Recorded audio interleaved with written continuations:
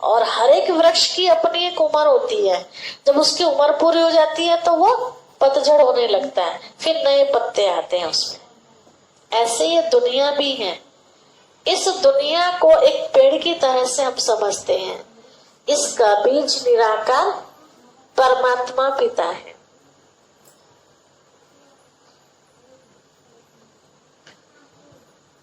सत्युग और त्रेता तना है, मतलब जहां एक धर्म, एक राज्य, एक भाषा, एक कुल, एक मत, सब कुछ एकता थी वहां।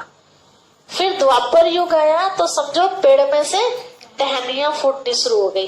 एक धर्म आ गया, फिर दूसरा धर्म आ गया, फिर तीसरा आ गया, फिर चौथा धर्म आ गया। धर्मों के आने से क्या हो गया? मतभेद। मेरे विचार कुछ हो, आपके विचार कुछ, तो द्वापर युग कहलाया। मतलब जहां से द्वैतता शुरू हो गई हो, उससे पहले अद्वैतता थी, एकता थी। फिर कलयुग में आए तो कलयुग में और छोटी छोटी टहनियां, मतलब छोटे छोटे मठ, मतलब सत्युग धरती पर लाना है। तो उसके लिए अनेकता को खत्म करके एकता का पाठ पढ़ना है। तो वो एकता का पाठ कौन सा है? हम सब आत्मा हैं और एक परमात्मा पिता के बच्चे हैं, एक ही घर के रहने वाले हैं। इस बात को तो अच्छी तरह सब समझते हैं। कहीं से भी किसी का कोई भी अंग काटे, है ना, किसी भी इंसान का, चाहे वो अच्छा चाहे बुरा, सबके अंदर से ब्लड कैसा निकलता है? सेम, है ना। किसी को बहुत दुख होता है या कोई सताता है किसी को, तो अंदर से दुआ या बद्दुआ सबके अंदर से एक से निकलती है ना। तो फर्क है कुछ? कोई फर्क नहीं। फर्क है तो केवल हमारी सोच का, और सोचने से ही देखने का भी चेंज हो गया, बोलने का भी, सुनने का भी, करने का भी, सब कुछ तो चेंज हो गया। तो जड़ क्या है? सोच। हमारी सोच अच्छी हो जाए तो सब कुछ अच्छा हो जाएगा। तो शिव बाबा क्या करते हैं?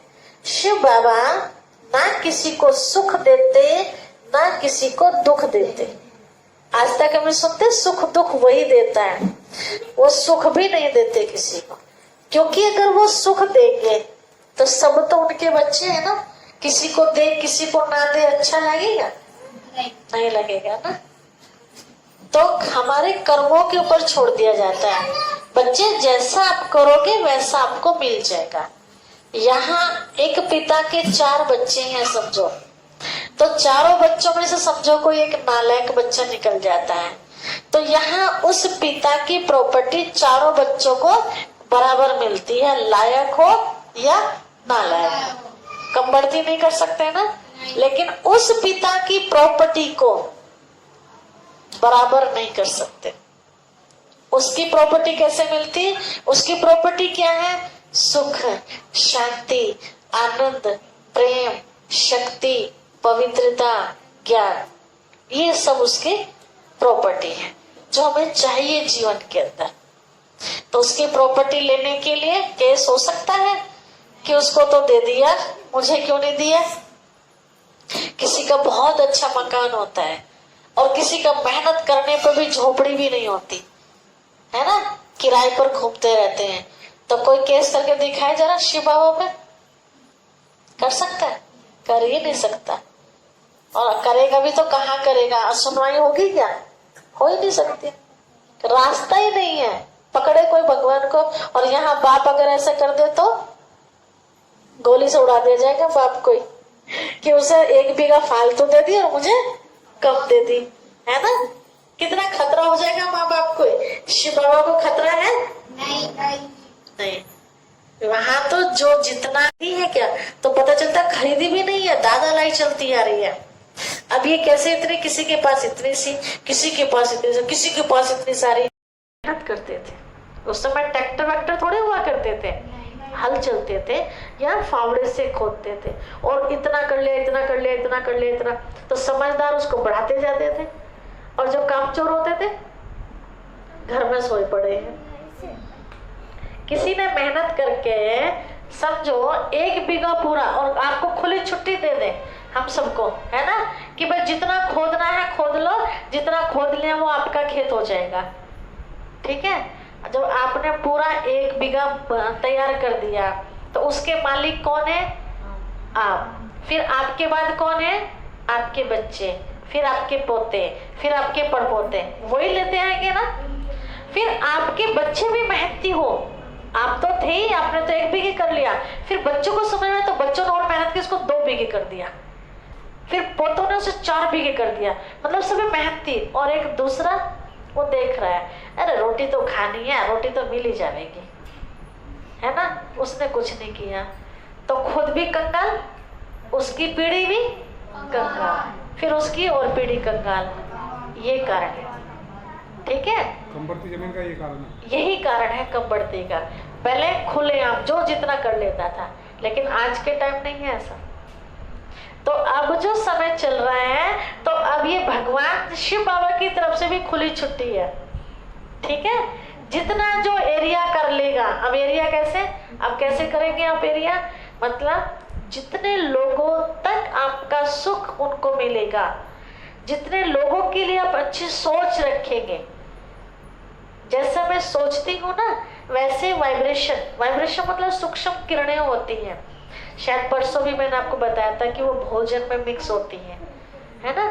तो मैं सोच रही हूँ यहाँ से लेके दोराला तक, ठीक है, कि मेरे से शांति की किरणें निकल रही है और दोराला तक पहुँच रही है। इसके बीच में जितने भी लोग हैं, शिव बाबा कोई भी परेशान ना हो, मेरे हिस्से का भाग्य भी उनको मिल जाए, ऐसी मैं सोच रही हूँ, है ना।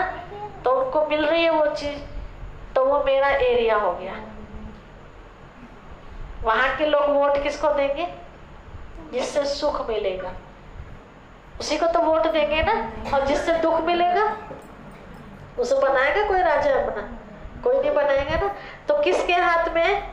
अब जो समय चल रहा है ना, आप जितना चाहे एरिया कवर कर सकते हो, ठीक है। ये तो मैंने एक उदाहरण दिया आपको दोराले का। अब आप सोचिए, आप विषय विकार मिटाओ हमारे, है ना, हमारे पाप हर दो प्रभु, गाते हैं।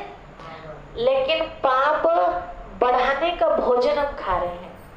जैसे मेरा गला खराब है, मैं डॉक्टर के पास जाती हूँ, तो डॉक्टर कहते हैं लो बहन जी ये शीशी ले लो, टाइम टाइम पर 1-1 ढक्कन इसको पानी के साथ ले लेना, लेकिन साथ में परहेज भी करना, है ना।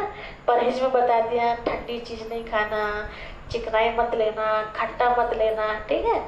और मैं वहां ओके तो करके आ जाऊं, लेकिन जब घर आऊं तो ठंडा भी खा रही हूँ, खट्टा भी खा रही हूँ, चटपटा भी, मतलब जो जो चीज मना की वो सब मैं खा रही हूँ, और शीशी भी पी रही हूँ। और फिर मुझे आराम तो लगेगा नहीं, सीधी सी बात है। और मैं डॉक्टर से कहूँ, डॉक्टर साहब आपने जो शीशी लिखी है ना ये बेकार है, मुझे आराम नहीं लगा। गलती किसकी? हमारी होगी ना। एक बार को शीशी ना पी जाए चलेगा, लेकिन अगर परहेज कर लिया जाए तो ठीक हो जाएगी। बहुत सारी बीमारियां ऐसी है, जैसे समझो फैट है शरीर का, तो ये भी तो बीमारी है ना। इस बीमारी को खत्म करने के लिए दवाई की आवश्यकता नहीं है, फिर किसकी आवश्यकता है? परहेज की आवश्यकता है। चिकनाई खाना बंद कर दें हम लोग, है ना, वो थोड़ा टाइट रखना पड़ता है अपने आप को। चावल खाना बंद कर दें, एकदम तो बंद नहीं होता, कम जितना हो सकता है। बहुत इमरजेंसी में कहीं चले गए, फंस गए तो ले लें। आलू बंद कर दे, है ना, गेहूं की रोटी बंद कर दे कुछ दिन के लिए, बाकी जो अनाज है उसको मिलवा मिक्स करके उस अनाज की रोटी खाई जाए तो फैट कम हो जाएगा। तो दवाई की जरूरत पड़े, थोड़ा सा कसरत कर ली जाए, पसीना निकलना चाहिए, अनेकों बीमारियां हमारी खत्म हो जाती है ना। तो ये तो शरीर की बीमारी। अब बात है मन की बीमारी की। अब कहेंगे मन की बीमारी कौन सी है? जानते हैं मन की बीमारी कौन सी है? जानते हैं? नहीं जानते, बताते मन की बीमारी क्या है। देखो समझो, जैसे ये बच्ची है ना, बचपन में गुस्सा नहीं करती थी, जैसा कहा जहां बैठाया मान लिया, लेकिन अब पता है कुछ दिन से चिड़चिड़ापन आ गया, है ना, गुस्सा करने लगी। तो कहने में क्या आता है, ये बीमारी पता नहीं इसको कहाँ से लग गई, है ना, गुस्सा करने की बीमारी।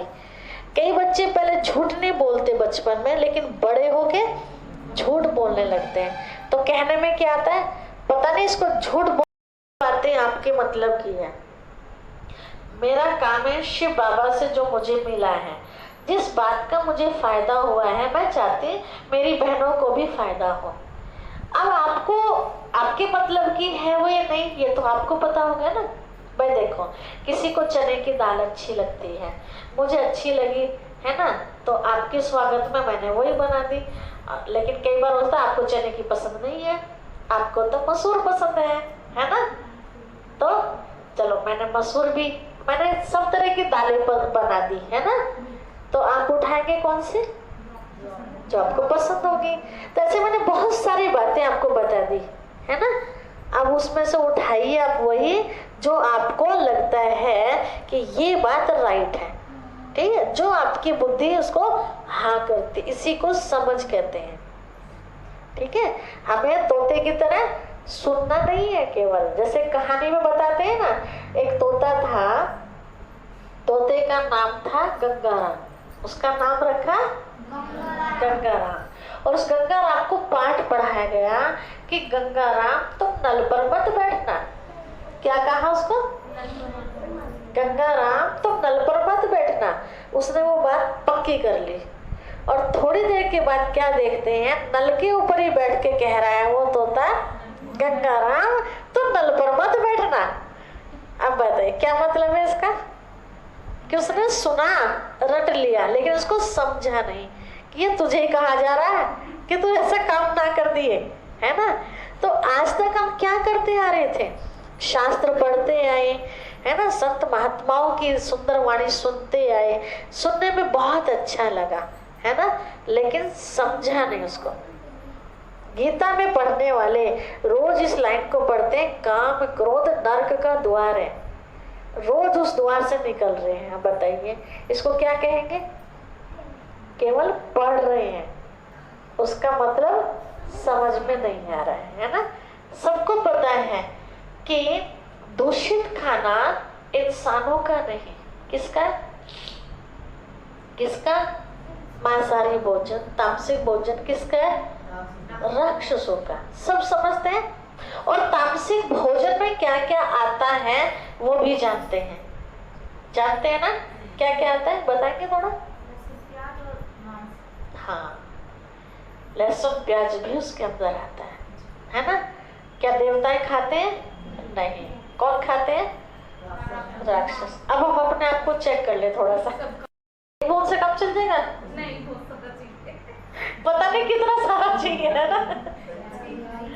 हाँ, तो ये समझिए कि ये दूषित जो भोजन है, चाहे वो पीने का है चाहे वो खाने का है, वो हम अपने घर में क्या ला रहे हैं, जहर लेके आ रहे हैं, जो हमारे घर की सुख शांति खत्म ऑटोमेटिक है। हम अपने घर में रखते हैं सजा के, माँ दुर्गा का भी फोटो है, माँ लक्ष्मी का भी है, श्री गणेश जी का भी, भोले जी सबका है, ठीक है। वहां तो प्याज लेके नहीं जा रहे, लेकिन जिस रसोई में भोग भी तैयार होता है उनके लिए, उसी रसोई में प्याज भी आती है, उन्हीं बर्तनों में बनती भी है प्याज। उसी कढ़ाई में मैंने सब्जी भी बना दी प्याज की, मांज के बिना प्याज की बना के भोग भी लगा दिया। मान्य होगा वो, कभी नहीं होगा। ये केवल हमारे मन की संतुष्टि है कि हमने भोग लगा दिया, कभी नहीं खाएंगे वो। जैसे मांस का बना बर्तन में आप स्वीकार नहीं कर सकते ना, अलग ठाके रख देंगे कि ये रसोई में अभी ना जा बर्तन। कोई होता है परिवार में ऐसा ना, तो हम कितना सख्त हो जाते हैं, चाकू को हाथ मत लगा देना, अपना चाकू अलग रखो, कितना टाइट हो जाते हैं हम लोग। तो जब हम नहीं पसंद करते दूषित चीज को, तो माँ तो और बारीकी में है ना, तो वो फिर प्याज को कैसे कर सकती है, एग्री नहीं कर सकती ना। उन्हीं हाथों से मैं प्याज काट रही हूँ, हाथ तो मेरे दूषित हो गए, लाख बार मैं मांज लूं, उन्हीं हाथों से माँ के लिए भोग बना रही हूँ, खाएगी माँ। जैसे कोई मांस काटने वाले के लिए हम उसके हाथ का पानी भी पीना पसंद नहीं करते, है ना, ऐसे ही दूषित चीजों के लिए हमारी माँ भी स्वीकार नहीं करती, केवल हमारी मन की संतुष्टि है थोड़ी देर के लिए। खाती तो वो भी नहीं है जो फल फ्रूट है, लेकिन एक स्वीकार करने वाली बात है ना, वो भी नहीं होता। इसीलिए हम खाली के खाली इतनी मेहनत कर रहे हैं, इतना त्याग कर रहे हैं, तो हमें उभरना चाहिए ना, लेकिन उभर नहीं रहे, गिरावटी की तरफ ही आ रहे हैं। तो कारण क्या है? यही कारण, जबरदस्ती देवताओं का आह्वान करते हैं, वे आने को तैयार ही नहीं है। क्यों तैयार नहीं है? आने से पहले तो दिखाई दे जाता है ना क्या है घर में, है ना। हाँ, रखो, दवाई के तौर पे रखो, है ना। सब्जी को टेस्टी बनाना है ना, जितने रुपए की आप प्याज डालते हैं के लिए कोई भूखा रखने की आवश्यकता नहीं है। मन की बीमारी को केवल भोजन की आवश्यकता है। आप जैसा खाएंगे वैसा ही मन ऑटोमेटिक आपका हो जाएगा। तो लहसुन प्याज क्या गड़बड़ करते हैं वो हम आपको बताते हैं। लहसुन प्याज बहुत गर्म होते हैं, अधिक मात्रा में खाने के बाद वो हमारे अंदर उत्तेजितपना पैदा करते हैं, और वो उत्तेजितपना कहाँ टकराता है? दिमाग में। और यहाँ कौन बैठी है? आत्मा। तो किस पर असर होगा? आत्मा पर। और आत्मा के साथ मन जुड़ा हुआ है, बुद्धि जुड़ी हुई है ना, फिर वो गड़बड़ हो जाती है अंदर में, बैलेंस खराब। उत्तेजितपना मतलब आपने देखा जो ज्यादा गरम मसाले खाते हैं, लहसुन प्याज खाते हैं, मीट खाते हैं, उनकी नजर बहुत खराब होती है। किसी को भी देखा, एक उदाहरण के तौर पे हम आपको बताएं, मुसलमान भाई, बहुत गंदी नजर होती है उन लोगों की, भले हज करने जाते हो, ज्यादातर रिकॉर्ड में देखा है। क्यों? खाते कैसा है? तो नजरिया भी उनका गंदा, ठीक है। भाषा कैसी होती है उनकी? हर बात में गाली। खाते राक्षस का तो निकालते भी बोल कैसे? राक्षस वाले। फिर दूसरा, उनका दिल भी कैसा होता है? हम देख भी नहीं सकते, और वो जिंदे को काट देते, है ना। तो दिल भी उनका गंदा। तो हम कौन से कुल के हैं? राक्षस कुल के, देवता कुल के? हम अपने घर में किसकी मूर्ति रखते हैं? देवताओं की। कभी राक्षस की रखते हैं क्या? नाम भी सुनना पसंद नहीं करते। कभी रावण का देखा चित्र पूजा में रखा हुआ? किसका मिलता है? श्री राम जी का। कभी कंस का देखा? किसका मिलता है? श्री कृष्ण जी का, है ना। कभी हिरण्यकश्यप का देखा? किसका रखते हैं? कई बार लोग घर में अपने प्रहलाद का फोटो लगा देते हैं, है ना। ऐसे किसी का भी देख लो, दूषित आत्मा का कभी फोटो भी नहीं रखना चाहते अपने। तो दूषित आत्मा का भोजन क्यों खाए फिर हम? सोचने वाली बात। हम आपको ये नहीं कह रहे कि आप छोड़ दो, कभी कल को आना ही बंद कर दो ठीक है, कि दीदी ने तो सकता ही नहीं। हम आपको नुकसान फायदे बता रहे, करना ना करना आपका अपना काम है, ठीक है भाई। आपको गला ठीक करना है तो नेचुरल है, ठंडा बंद करना पड़ेगा। आपको फैट कम करना है, जरूर कि गर्म पानी पीना पड़ेगा। मत तो और मोटे हो जाओ हमारी तरफ से, हमारे पे क्या फर्क पड़ रहा है कि पहले तब खुद खुश होगी, ठीक है। कभी नाराज नहीं, तो भोग के बर्तन में निकाल के भोजन रख दो, ऑटोमेटिक शक्ति आपकी उस भोजन में आ जाएगी। उधर सोचा और उधर वरदान मिल गया। प्रैक्टिकल तो बाद में किया ना, फिर केवल सोचा पहले। इतनी पावर होती है हमारे देवताओं की परछाई पर। फिर उस भोजन को जो भी खाएगा तो कई बीमारियां भी तन से निकल जाएंगी, खत्म हो जाएगी। टेस्ट नहीं आता ना परिवार वाले, कई कहते हैं हम तो खा लेते हैं, लेकिन परिवार वाले पसंद नहीं। अच्छी से अच्छी बनाने की कोशिश करो उसको, है ना। या धीरे धीरे कम करते जाओ, एकदम कम नहीं करो। आपको लगता है कि हंगामा हो जाएगा, हंगामा भी नहीं करना, क्योंकि हमें घर में शांति बना के रखनी। और एक कहावत है ना दुनिया में, सांप भी मर जाए और लाठी भी न टूटे, ना दोनों काम हो जाए। लाठी भी मतलब घर में झगड़ा भी ना हो, कोई नाराज भी ना हो। तो अभी एक प्याज डालते थे समझो, तो क्या करते?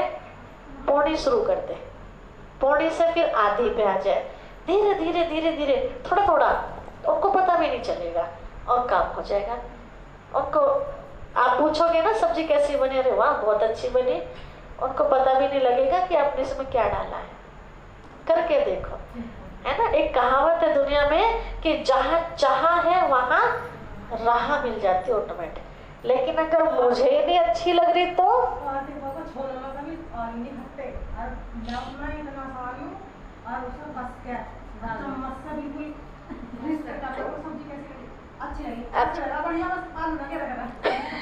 अच्छा देखो आलू डल भी गया उसकी ग्रेवी गाढ़ी करने के लिए, है ना। तो बताइए, तो ये सब तरीके होते हैं, है ना। हर चीज का समाधान होता है, लेकिन पहले कदम किसको उठाना पड़ेगा? खुद को। और खुद को ही अगर इच्छा कर रही हो खाने के तो बहाना फिर किसी का भी लगा ले जाए हम, है ना। ठीक है, बाकी खूब खाओ, हमारी तरफ से मना नहीं है, हमने तो केवल आपको बताया है। ठीक है, कल हम आपको बताएंगे शिव और शंकर में अंतर, जिनको आज तक हम एक मानते आए थे। मंदिर में देखते हैं ना, गले में सर्प की माला और वो पिंडी, वो अलग अलग है दोनों, कैसे वो सिद्ध करके बताएंगे, जिनको एक मानते थे। ठीक है, ओम शांति। तो आज का समझ में आ गया, शिव बाबा क्या करते हैं, ना सुख देते हैं ना दुख देते हैं।